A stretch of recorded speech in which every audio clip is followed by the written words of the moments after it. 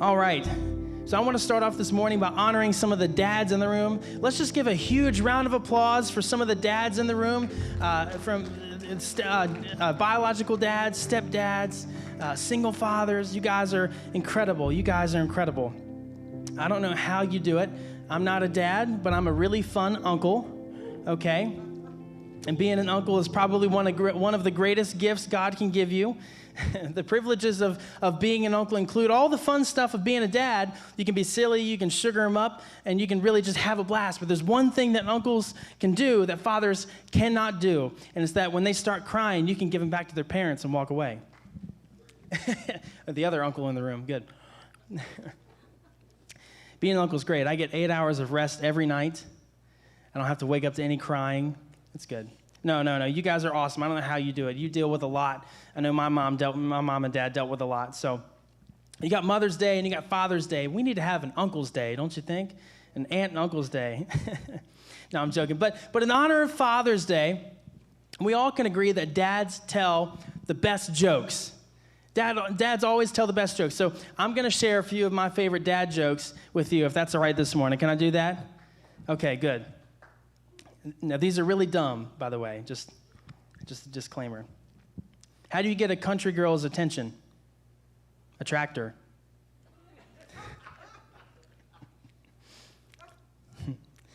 Want to know why nurses like red crayons so much?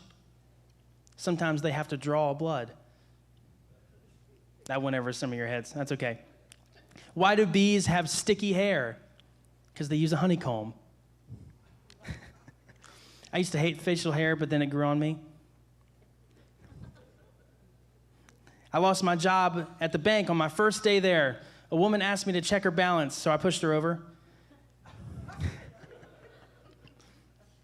I like this one here. What kind of music do chiropractors like? Hip hop. All right, this one's a joke about the road work on Interstate 81. You ready? Actually, never mind. I'm still working on it. Thank you very much. So we're still in our Dad Bod sermon series. Thank you. We're still in our sermon series, Dad Bod, the father figure, and we're talking about some of the dads in the Bible and what we can take from them and what they show their kids and how we can apply it into our lives on the daily. And this is our third installment of the series. And I'm really, really excited about today. It's going to be a good one. We're talking about the power of empowering today. So if you're taking notes, the sermon title today is Pass the Torch. Pass the torch. Pass the torch. Giving it away. I'm going to take a sip of water real quick. Don't judge me, please. Pass the torch. The phrase passing the torch actually comes from an old Olympic ritual, but thing that they used to do. They would run around carrying a torch, and each person would run a set distance, and then they would pass the torch, and then they'd run a little bit further, and then they would pass the torch, and it inspired a sport, an Olympic sport called relay racing. And they actually still do passing the torch today. Well, relay racing now uses batons instead of torches. It's safer. But I think that the Olympics still pass the torch today. It's not a race. It's more of a commemoration thing. But modern relay races use batons instead of torches. It's safer. But pass the baton doesn't sound as cool for a sermon title, so I decided to go with pass the torch. Now, did you know there's actually a strategy for relay races other than just run as fast as you can? This is news to me. I didn't know this. I like to over-research everything before I preach it to you to make sure I know just about everything about it, or at least try my best to know everything about it. And so this is one of the things. I probably spent an hour, if not more, looking up information and looking up statistics and all this stuff on relay races. I had no idea. And so I didn't know there was a strategy. And so if I knew nothing about relay races, I told you that today's sermon title was Pass the Torch, you would have never known that I would have no idea what I'm talking about, because we all know what it means. But now I do. So I want to teach you some cool stuff about passing the torch and relay races and all that fun stuff. So we all know that people that run in relay races typically are fast, yes? Typically they're all fast. Now, everyone is fast, but in a team, in a team of 4 people, you just by default, you always have the fastest fast person, and you always have the slowest fast person. That's just how it is. But here's where the strategy comes into play that I didn't even know existed. There's actually an order in which each person runs the race from fast to slow. They put them in a certain order. And the order is the person to start the race, so on the line and go, is actually the second fastest person on the team. And then the second fastest person on the team hands the baton to the third fastest person on the team, and they run. And then the third fastest person on the team hands the baton to the fourth fastest person on the team, which in a team of 4 is just a nice way of saying the slowest person on the team, but the fourth fastest person on the team. And then they hand the baton off to the fastest person who goes and they finish the race. So from slowest to fastest, and they all have a super important role to fill, and they all have a different role too, and different responsibilities. And so one has to practice takeoffs and handoffs. The other one has to practice, grab and hand, different tasks for different roles. And some would arguably say that the most important role in a relay race goes to the slowest runner. Why is that? Because they have the responsibility to hand the baton off to the fastest runner so that they can finish the race. And here's why it's the most important, is because it's the most crucial and most important, there we go, handoff, because if you mess it up and you drop it, you're costing the team the most amount of time because that's the fastest person. So that's why it's the most crucial, because if you get it right and they're off, that you save a whole lot of time. But if you get it wrong and they drop it, you are actually costing the team the most amount of time that you could, because the fastest person could be down the track at this point. So while each runner has, they all run the same distance, they all have different roles to fill, and not one of them can finish the relay race alone. They all need each other to work cooperatively. So when they pass the baton, they are saying, I've done my portion of the race, now I'm trusting you to step confidently into yours. And that's what we're talking about today, passing the torch, pass the baton, empowering the person in front of you to take the baton and keep running and finish the race, get to the finish line. So in today's message, we're actually going to be talking about a dad who really wasn't that great of a dad at all, and he was given the responsibility to pass the torch on to his son, empowering his son to finish the work, and to the part of the race that the dad couldn't run. And so we're talking today about David, King David, and his son Solomon, and specifically the construction of the temple. Now, before we dive into this story, I love to give a good bit of context so that way we all know what's going on. So we've got the Israelites, which are God's chosen people, and I'm sure we've all heard the story of where Moses goes to Pharaoh and he says, "Let my people go," and then he parts the he parts the Red Sea. I'm sure we've all heard that. I think they made a cartoon about it, The Prince of Egypt. Anybody seen The Prince of Egypt? Okay, so you know what I'm talking about. You let my people go, and he parts the Red Sea, and they're off. Well, the Israelites were enslaved by the Egyptians, so long story short, Pharaoh does let the people go, but they end up in the wilderness. And so God tells Moses to construct what he calls a tabernacle, which is basically a tent that acted as a church, for lack of a better word, and a place where they were able to make sacrifices and sin offerings and worship, come and worship. So God knew the Israelites needed some sort of structure so they didn't end up like all of the other nations around them that worshiped idols, that were pagans and worshiped false gods and stuff like that. So the good thing about this tabernacle is that it was a tent, and the good thing about a tent is that it's mobile. So wherever God told the Israelites to go, they could just pack up the tabernacle, pack up the tent, and go on their way, and once they get there, they'll set it right back up. And so in this tent was the Ark of the Covenant, which symbolized the presence of God, and it was just a reminder that God was with the Israelites. And so the Israelites were walking around the wilderness for 40 years, and it was supposed to be like an 11-day or something like that journey, but they wouldn't stop complaining, so God made it 40 years, teaching them patience. He's good at that. He's good at that in my life. So they wandered around for 40 years in the wilderness before they finally reached the promised land. They had inhabited the promised land. But when they did, they continued to move the tabernacle around. So about 400 years go by, and they're still in the promised land, and this brings us to a man named David. And most of us know David, or at least some portion of his life. It's the same David that defeated the 9-foot Philistine giant Goliath. It's the same David who wrote a majority of the Psalms that we read today. And it's the same David who played a secret chord that pleased the Lord. I'm just kidding. He didn't actually do that. But he was a very talented musician. Some cool Bible facts.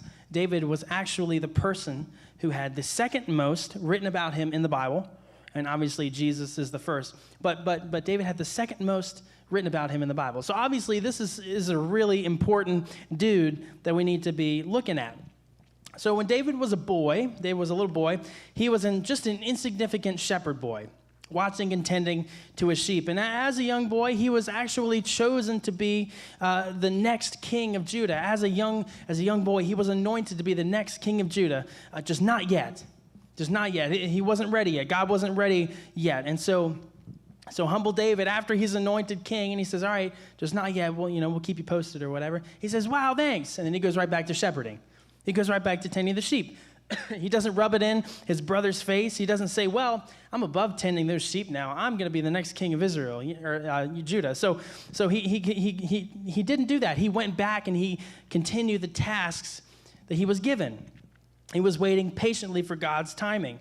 And so he was somewhere in between the age of 10 and 15, some people believe. And I don't know about you, but I can't think of a single patient 12-year-old that comes to mind at all. I've never met one, a single patient 12-year-old. But David was.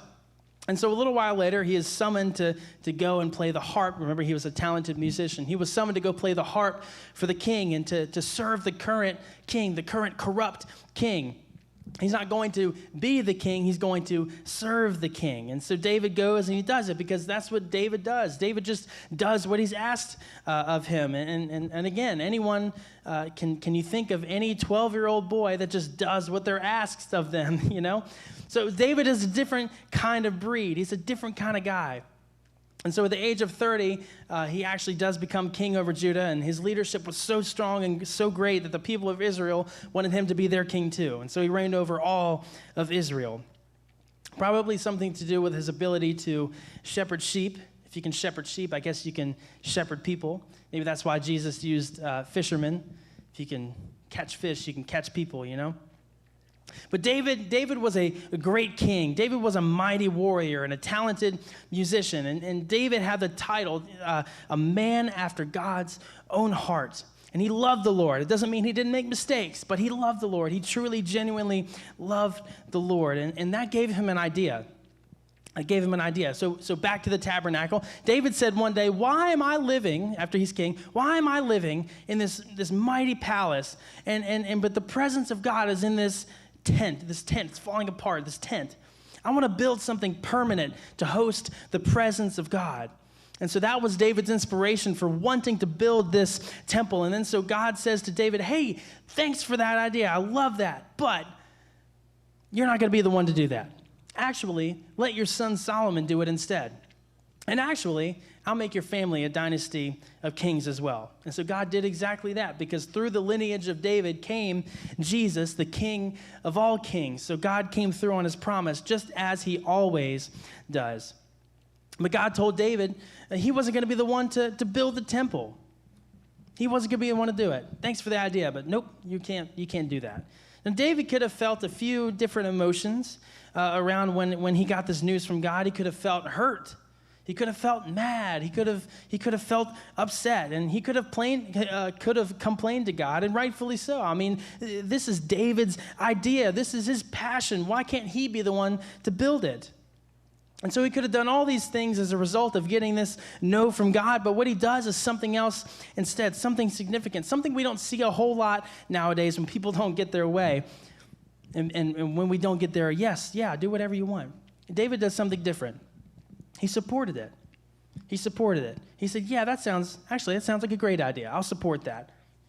And so as soon as he gets this news that he's not going to be the one to build it, he goes with his army and he conquers all the surrounding cities, gathers the resources from that cities, all the gold and silver from the land, and he starts to collect it and keeps it as foundations and for gifts as the temple and resources. And no, he isn't building the temple, and more than likely he'll never even live to see the temple, but he is so excited that the temple is even going to be built at all that he starts to collect the resources for it.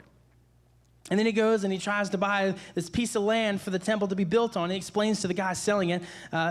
Once he hears that it's for the Lord, once the guy hears it's for the Lord, he says, oh, no. Let me just give you this. Let me just give you this land so you can build your temple on it. But David says something remarkable. And he told him, no. I insist on buying this land for full price. He said, I won't take what's yours and give it to the Lord. I won't present burnt offerings that have cost me nothing. We got to start living our lives like that. There's no such thing as a convenient sacrifice. If it costs you nothing, it's not a sacrifice. If it's convenient for you, it's not a sacrifice. And David knows this. That's why he said, I'm going to buy this at full price so I can give it to the Lord as a sacrifice. So why would David go out and do all this work and go out and do all this stuff if he's not even going to be the one able to build the temple himself? This seems like an awfully huge waste of time and energy, but he supported it. He supported it. I think that David truly wanted God to have a temple. He truly wanted God to have a permanent structure where people could come and worship in the presence of the Lord. I think he truly wanted it so much so that he didn't care who built it as long as it got done. He didn't care if he got the credit for it or not. He just wanted God to have that permanent, solid structure to house his presence and for people to encounter it. He truly just wanted to have a temple for the Lord.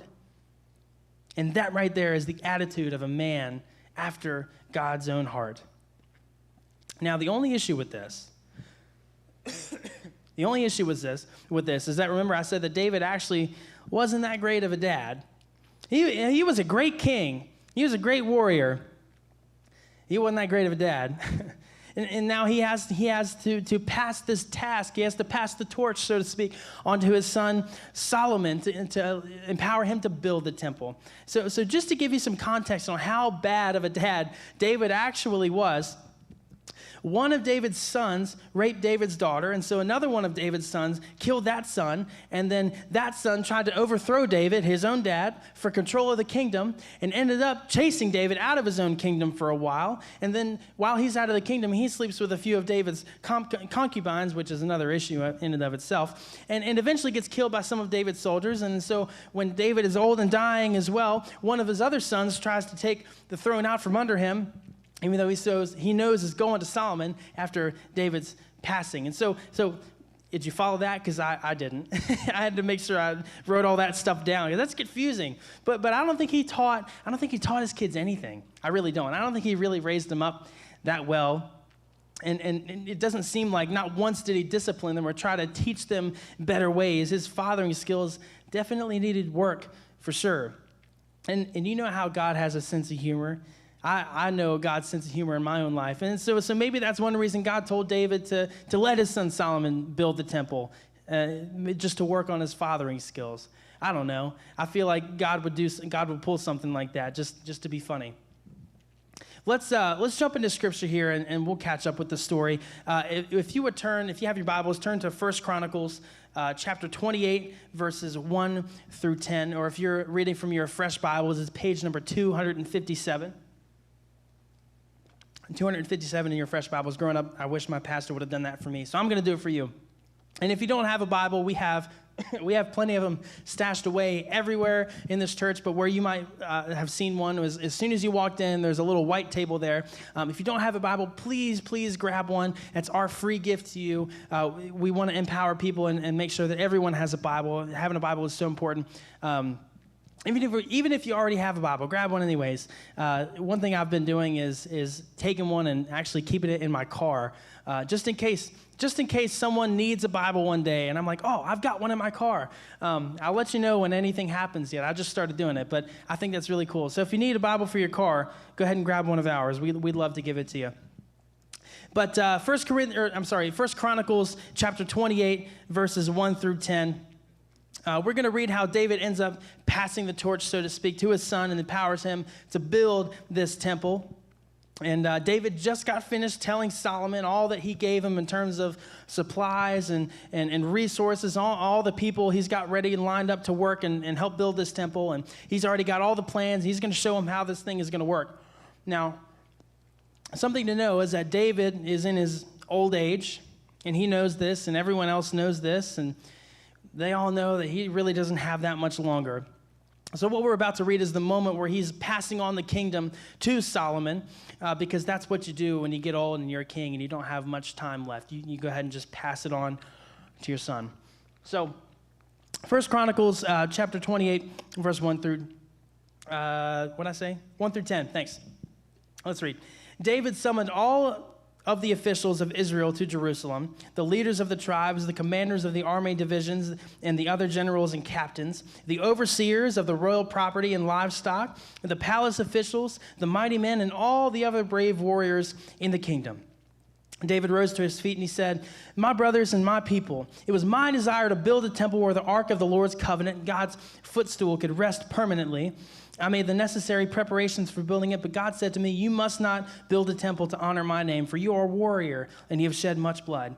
Yet the Lord, the God of Israel, has chosen me from among all of my father's family to be king over Israel forever. For he has chosen the tribe of Judah to rule, and from the families of Judah he chose my father's family. And from among my father's sons the Lord was pleased to make me king over all Israel. And from among my sons, for the Lord has given me many, he chose Solomon to succeed me on the throne of Israel and to rule over the Lord's kingdom.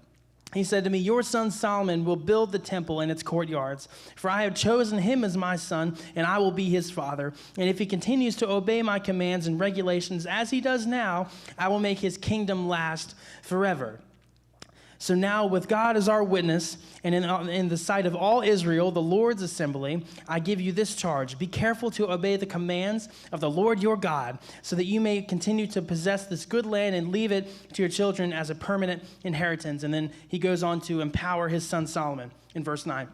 "And Solomon, my son, learn to know the God of your ancestors intimately. Worship and serve him with your whole heart and a willing mind. For the Lord sees every heart and knows every plan and thought. If you seek him, you will find him." I have that underlined in my Bible. You should do that too. "But if you forsake him, he will reject you forever. So take this seriously. The Lord has chosen you to build a temple as his sanctuary. Be strong and do the work." Be strong and do the work. What a commission. What an encouragement to get from your dad. And Solomon might have been a little weirded out on how much David was encouraging him, considering he probably wasn't used to it. And remember, from what we can tell, David had really never shown his kids what faith was. He never introduced them to who God was. And we can assume that he really didn't encourage them on a regular basis or all that often. And so I think David learned towards the end of his life that there might have been a reason for the reason that all of his kids were rebellious and killing each other and going crazy. And it's probably related to the fact that he just never encouraged them to do what was right. And I think David learned something when he saw that most of his kids were terrible people. I think David learned towards the end of his life that your kids' faith can't be your own. It has to be theirs, and you have to show them that. You have to explain that to him. And so I think that's why he encourages Solomon the way that he does in his old age. In 1 Kings, you can read a very similar passage of Scripture that contains the same event, just from a different perspective. And I love what David says in 1 Kings chapter 2, verse 2. It reads, "Take courage and be a man." Take courage and be a man. I love that. Not that he's telling him to be less afraid and more masculine. I don't think that's what he meant. But I think what he was trying to say is, don't be afraid of growing up. You're an adult now. God has given you this incredible opportunity and responsibility. Don't squander that. It's time to step into your purpose, son.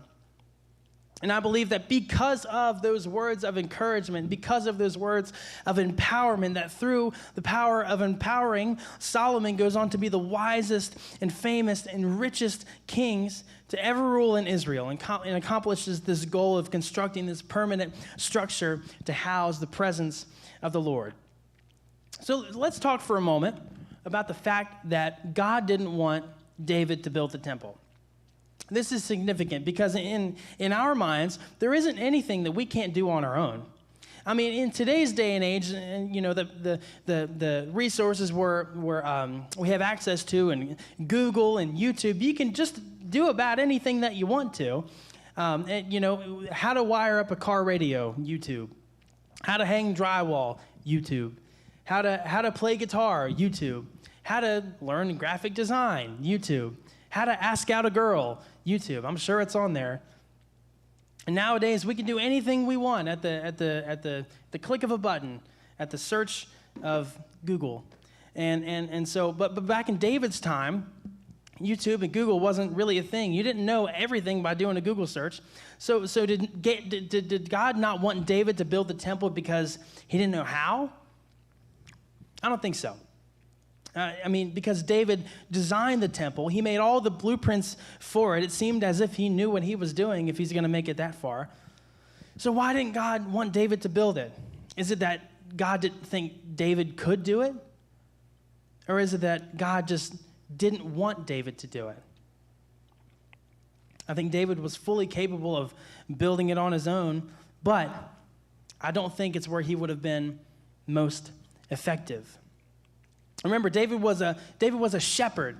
Tending to sheep was his expertise. That was his niche. And I guess God figured that if he could guide sheep and protect them, then he could do the same thing with people.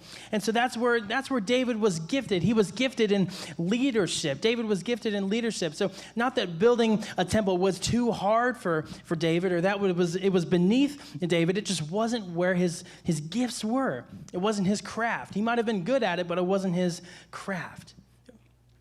And so it's not that God didn't want him to do it because he would suck at it, but he wouldn't have been utilized at his full potential if he did. Sometimes God's no is just him saying, this is not where you're most effective. I'm going to say that again for you taking notes. Sometimes God's no is just him saying, this is not where you're most effective. Getting a no from God should be a blessing because now our effectiveness increases somewhere else. And God wants you to go, and God wants you to do what is most effective because you're just wasting your time and your energy if you aren't. And so in David's great leadership, it also made him a great warrior as well. And during the Bible times, we read about some of the people, some of the nations, and they're just messed up. Even some of the Israelites, some of God's own chosen people, they're just messed up people. It was a really messed up world back then. It's still a pretty messed up world today. I think we all can agree. You know, it's crazy how we went from this peaceful, perfect garden, and we ended up here. But that's what sin does. Sin takes you further than you want to go, keeps you longer than you want to stay, and makes you pay more than you want to pay. But in this dark and wretched world and the nations surrounding Israel, David and his army, with the power of God, were consistently victorious in all the battles that they fought. And surrounding nations, they knew that, and so they started to back off. And because no one wants to go into battle with an army that always wins, right? So they started to back off. Towards the end of David's life, there was actually a time of peace in Israel. There was a time of peace. But this was where David was most effective. This was where David was most effective. And here's why. Because God used David to give Israel a time of peace. And during that time of peace, this gave an opportunity for the temple to be constructed without any interruptions and without any attacks. Think about it. If David decided that he was going to go ahead and ignore God's commands and ignore God's instructions and build the temple that he wanted to anyways, he would have not only been wasting his effectiveness by spending time to build that, but more than likely the surrounding nations might have attacked while David was caught off guard, and either he might have lost a bunch of soldiers and they might have ruined the construction of the temple, or David could have even died. But because he was most effective as a leader and as a warrior, that's what he continued to do, despite what he thought he wanted to do. And the thing is David might not have even known that God was using him all along. He might not have even known that, he wants to build the temple, but okay, I'm just a warrior. I'm just a great leader. And he doesn't even know that God set him up, that because of the things that he did, actually set up for the temple to be built. David might not have even known that. He just had to trust God. He just had to trust God. Because when he stepped into his gift had a purpose, and that purpose, and it gave Israel this time of peace in the land. And because of that time of peace, the temple was able to be built without any eruptions or attacks, and it was. Now, Solomon also had to step into this gift as well. He had to step into his gift. Building a temple without power tools isn't easy, folks. I can barely hang a picture without power tools. I like my power tools. Can't imagine building a temple without power tools, but he did. But Solomon asks God for wisdom, and God gives it to him. And because Solomon didn't ask for fame or riches, he gave him that too. And wisdom helps Solomon make smart decisions. And fame helps Solomon make strong connections. And riches help Solomon make abundant purchases, which if you're building the temple of the Lord, you want to buy the very best of the best, don't you? It's for the Lord. So Solomon built this immaculate temple for the Lord by using his gifts because David used his gifts. Solomon was able to build the temple and use his gifts because David used his gifts. Without David's might and leadership, without Solomon's wisdom, fame, and riches, I'm not sure you could have built a temple of any better quality, personally. And you can read about what the temple looked like, I think, in 1 Kings 6. And, I mean, it was immaculate. There's a whole bunch of chapters and stuff on it. It sounds absolutely beautiful. But the point of the story is not that God didn't want David to build the temple for him, but the fact that God needed both of them to step into their gifts and in their purpose individually to accomplish that. Because if they stepped into something that wasn't their gift, they would have been way less effective. I used to referee kids' basketball games a few years ago. I love basketball. I used to watch most of the 82 games that they played. I like the Lakers, and before you judge me, I liked them before LeBron started playing for them, all right? I've liked them for a really long time. And the problem with liking the Lakers is that they're in Los Angeles. And so when their games start at 7:30 p.m. over there, it's really 10:30 p.m. over here. So I used to watch them, most of the games back in the day, but now that I'm older and I'm getting tired earlier in the evening, I'm unable to do that. Although I did watch the finals last year. It was pretty good. All the way to, I think it was game 6, or I don't know, it might have been 7, I can't remember. But anyways, I love basketball. I love basketball. It's so cool. And so I used to be pretty good at basketball too, back when I could run more than a quarter mile without feeling like I'm going to have a stroke. And I knew all the rules of basketball, which made me a pretty good referee for basketball too. And so I refereed these kids, and they were kids, they were learning. We didn't keep score, but the parents always did. You know how it goes. But anytime I would call a foul, I would always take the time to show the kid why they committed the foul, why they aren't allowed to do that, and why it's not safe, and how we can prevent them from doing that again. The kids loved it, the parents loved it, and I loved it too. It was great. It was a great learning experience for them and for me, and it was a good time. I was a great basketball ref. But one season we were short-staffed, and so I was asked to ref kids' soccer. And I don't know anything about soccer. I don't know a lick about soccer.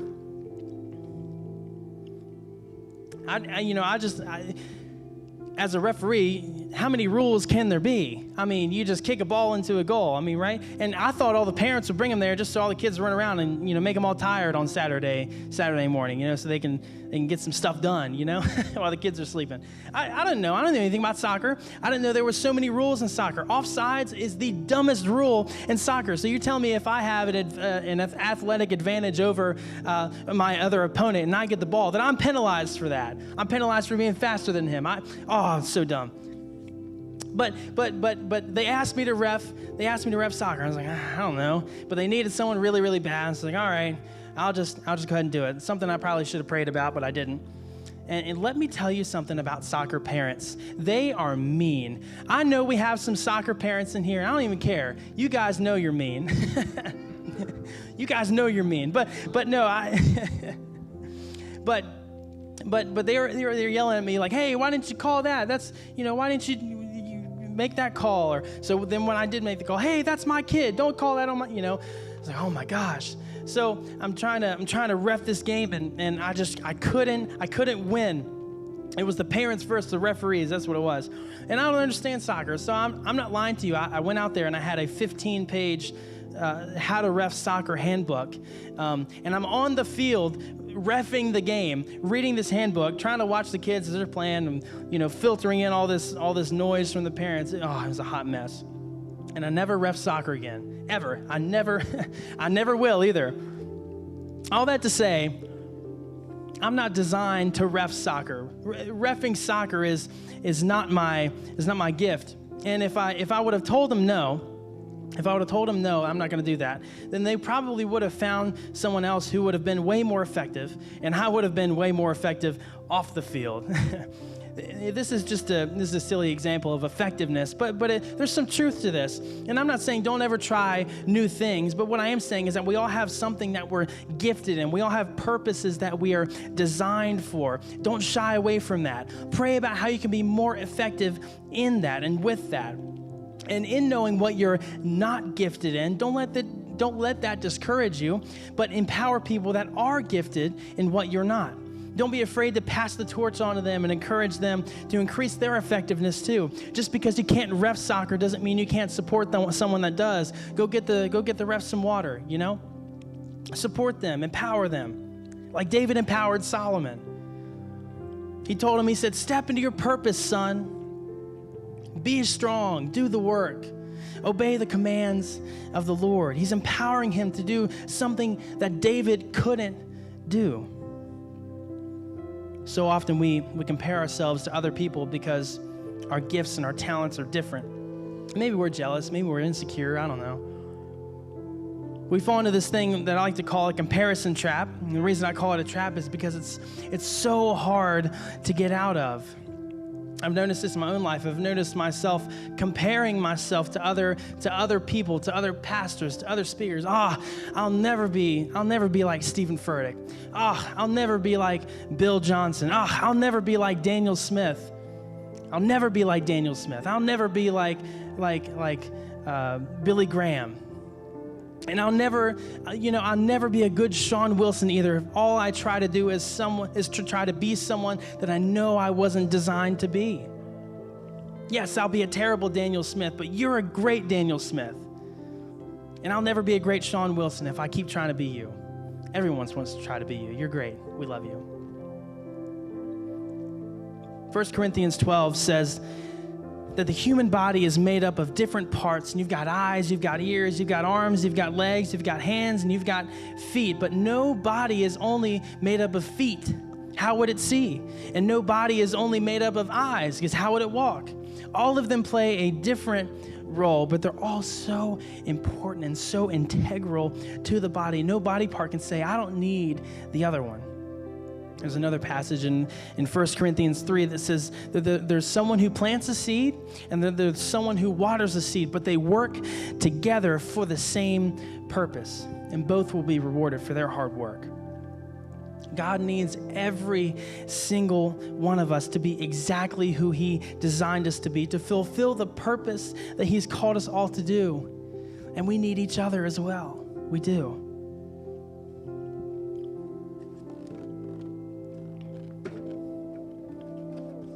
I think we all know what this is. We all know what this does. No one knows what it's called, but we all know what it is.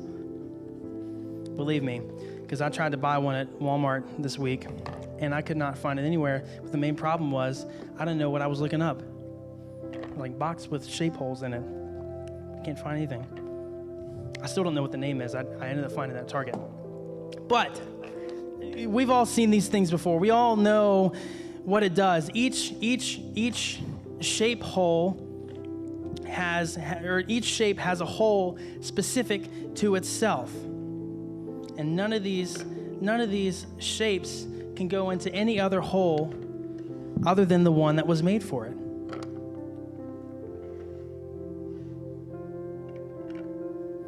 And so none of these shapes can go in any other hole other than where it was made to go. And sometimes we become these shapes Sometimes we become jealous or insecure because we see these other shapes and they're doing so well, and that you see them fulfilling their purpose and going right where they're designed to go, fitting in as they're designed to, and we want to be just like them. And so we start criticizing ourselves like, wow, I'm not as round as the circle is. I have way too many points. My angles are all off. I have too many angles. I have too many points. And we start to criticize ourselves and tear ourselves down. And we try so hard to be these other shapes, and we try to cram ourselves into a different hole, and somewhere we don't fit, somewhere we aren't designed to go. And we try to do this all the time. Now notice there's a bunch of different shapes on the outside of this box, but there's a spot for every single shape. There is a spot for every single shape. But this star can only fit through one of these. The star can only fit through one of the holes, the one that it was designed for, the one that it was made for, the one that is made just for this. And there's a reason, and there's a reason. God doesn't want a box full of circles. God doesn't want a box full of circles. That'd be really boring. God doesn't want a box full of whatever this is. I don't know what you call this. God doesn't want a box full of these. God doesn't want a box full of stars either. But he wants everything to go as it's designed, everything to fall right into the purpose of what he designed it for. Every shape has a purpose to contribute to this bigger picture. And what all the shapes have to realize is that this picture isn't finished until all the shapes are in it. This picture isn't finished till all the shapes are inside. And so these shapes have a job. They have a job to empower one another, to fall right into place just like they did, but not the way they did, but to find their own, to find their own passions, to find their own purpose, and fall right into the place where they're designed to be. And they empower them, say it's so much easier, it's so much more effective to go through a spot that you'll fit through and try and stop trying to fit in ones that we don't. And they encourage each other to do the same. This star is a really, really bad circle. This star is a terrible circle. This star is a terrible square. It's a bad square. But it's such a good star. And God needs this star. God wants this star. And God uses this star to reach other shapes just like this star. He uses their story, he uses their purpose, he uses their testimony to empower and to move forward and help the other stars. And when the star fully steps into its purpose and goes where it's designed to be, what it's made for, it's much, much more effective. I'm oversimplifying this, but there's some truth to this.